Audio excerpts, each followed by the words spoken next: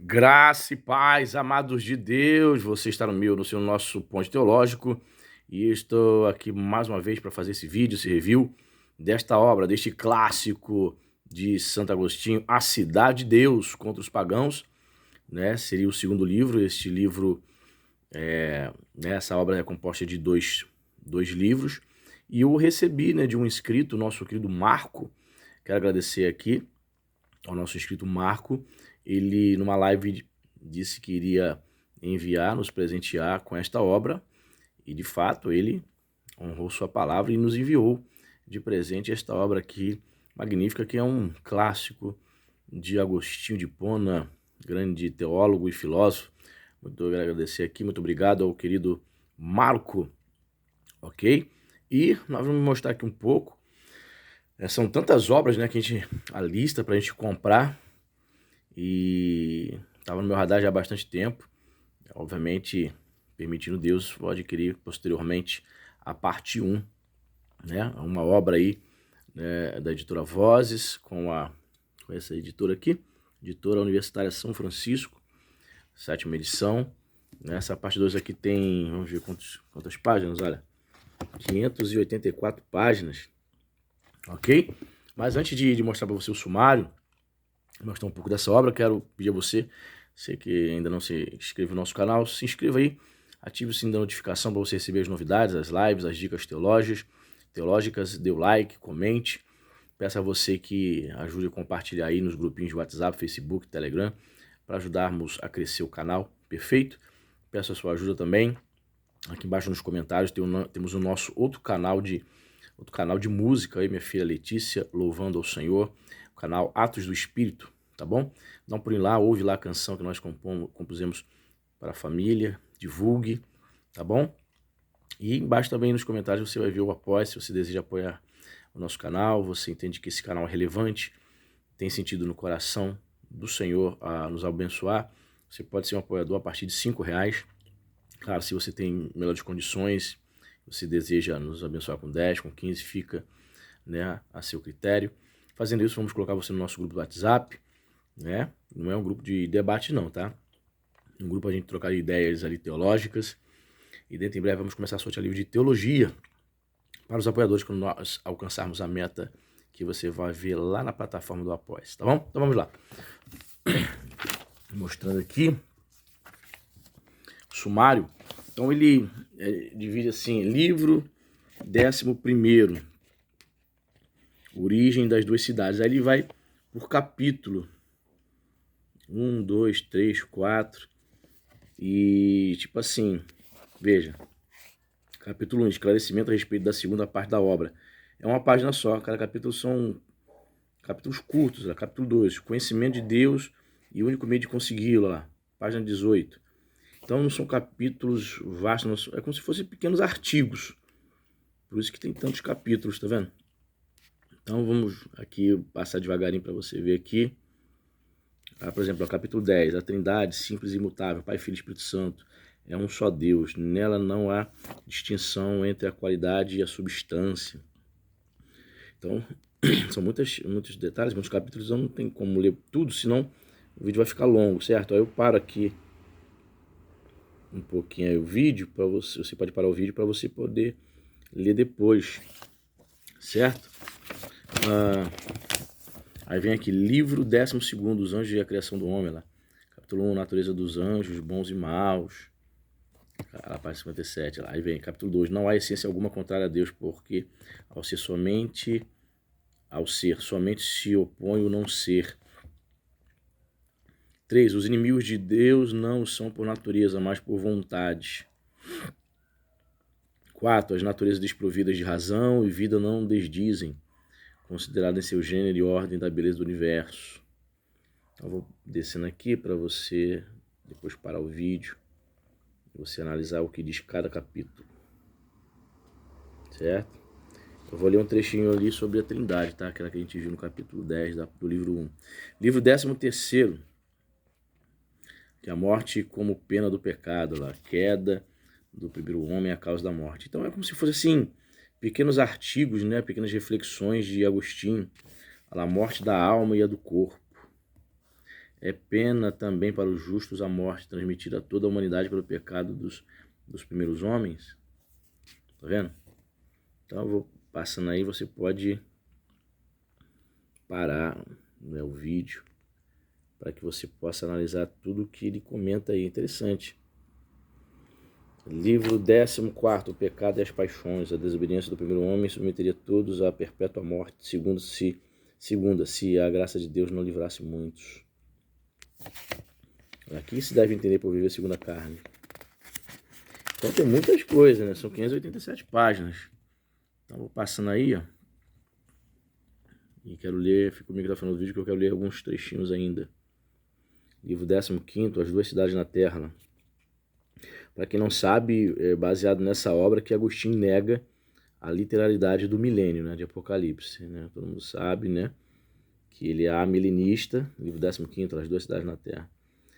Ele era amilenista, então nesta obra ele explica, né, como eu não tenho a obra, o livro 1, o primeiro livro, eu ainda não comecei a ler, recebi esses dias essa obra. Eu não sei ao certo se você já leu esta obra, você que está acompanhando esse vídeo aqui já leu essa obra, né? Se é nesta obra aqui, né? Se é nesta obra aqui que ele vai especificar de maneira clara essa sua crença amilenista. Nesse segundo livro, né? Porque existe o livro 1. O livro 17, dos profetas a Cristo. Tá vendo? São muitos... Eu encaro isso aqui como se fosse artigos, né? Cada capítulo desse como se fosse artigos. No máximo de uma página, 1 ou 2 páginas, né? Olha aí. Aqui ele está falando sobre os profetas, né? Vaticínios de Ageu, Zacarias e Malaquias, Esdras e os livros dos Macabeus. Né? As profecias são mais antigas que a filosofia pagã. Interessante. Aí tem o livro 19, Fins das Duas Cidades. Entendeu? Liberdade Natural. Então são obras assim essenciais, né? Pra gente ter na nossa biblioteca de Agostinho. Entendo eu, penso eu, né? Que é Cidade de Deus, Confissões e Trindade, né? Claro, existem outras obras que você pode adquirir, mas seria interessante começar, e por essas aí são mais conhecidas, né? Confissões. Aproveita aqui para sugerir a você a dar um pulinho na nossa playlist. Ó, Novo Céu, Nova Terra. Na nossa playlist, esse livro aqui, o livro 20º, é o Juízo Final. Nossa playlist, nós temos aqui a série Lendo e Comentando Confissões de Agostinho. Temos vários vídeos lá, onde a gente está lendo a obra de Confissões, que é um clássico do próprio Agostinho, e a gente vai comentando, a gente vai trocando ideia ali. Eu vou expondo ali o que eu entendi, né? Tenho entendido aí dessas obras que há séculos vem aí sendo alvo de estudos, né? Para os estudantes de teologia, né? Livro 22º, Céu, o Fim da Cidade de Deus. A criação dos anjos e dos homens. A ressurreição da carne, aqueles que a negam. Contra as calúnias burlescas dos infiéis. Certo? Então vamos passar aqui. Acho que é o 10 que vai falar sobre a Trindade. Cadê? 10, aqui ó. Olha lá, capítulo 10. A Trindade, simples e imutável, Pai, Filho e Espírito Santo. É interessante que cada capítulo não necessariamente se refere, né? Segue uma sequência de raciocínio do capítulo anterior, né? Parece que são distintos, né? São temas distintos uns dos outros, ó. Existe somente um bem simples e por isso o único e imutável Deus. Por esse bem foram criados todos os bens, porém não simples e portanto mutáveis. Digo criados, insisto, que é o mesmo que dizer feitos. Não engendrados, pois o que é engendrado do bem simples é igualmente simples e se identifica com o de que é engendrado. Chamamos-lhes Pai e Filho, e ambos com o Espírito Santo são um só Deus. O Espírito do Pai e do Filho denominam-se nas Sagradas Letras com a significação mais própria de tal nome. Espírito Santo. Contudo, é outro distinto do Pai e do Filho, porque não é o Pai nem o Filho. Dissemos outro, não outra coisa, porque também ele é bem simples e igualmente imutável e eterno. E a Trindade é um só Deus e não deixa de ser simples por ser Trindade. Essa natureza do bem não chamamos simples precisamente porque nela está só o Pai, só o Filho, só o Espírito Santo ou só a Trindade de nome, sem subsistência de pessoas, como os sabelianos pensam. Chamamo-la simples, isso sim, justamente por ser o que tem, exceção feita das relações das pessoas. O pai tem filho, mas não é o filho. O filho tem pai, mas não é o pai. Ora, no que se afirma dele, sem relação a outro, é o que tem, como em relação a si mesmo, se diz vivente, tendo a vida e sendo ele a própria vida. Vamos ver aqui. Capítulo 13, como que... tá. Ó, capítulo 14, ó. Capítulo 14, ó. Como se deve entender isto? O diabo peca desde o princípio. Olha que interessante. Veja que é curtinho, tá vendo? Capítulo 14, aí vai para 2 parágrafos já que termina, tá vendo? Então vamos ler aqui. Não entendem que se as palavras de São João a respeito do diabo, o diabo peca desde o princípio, indicam algo natural no demônio, não é pecado. Que responder aos testemunhos proféticos, quer ao que Isaías diz, figurando o diabo na pessoa do príncipe da Babilônia, como caiu Lúcifer que nascia de manhã, quer as palavras de Ezequiel, estiveste nas delícias do paraíso de Deus, estás adornado com toda a classe de pedras preciosas, dar-se-á a entender em tudo isso que algum tempo esteve sem pecado, mas expressamente o diz pouco depois, em teus dias caminhaste sem vício.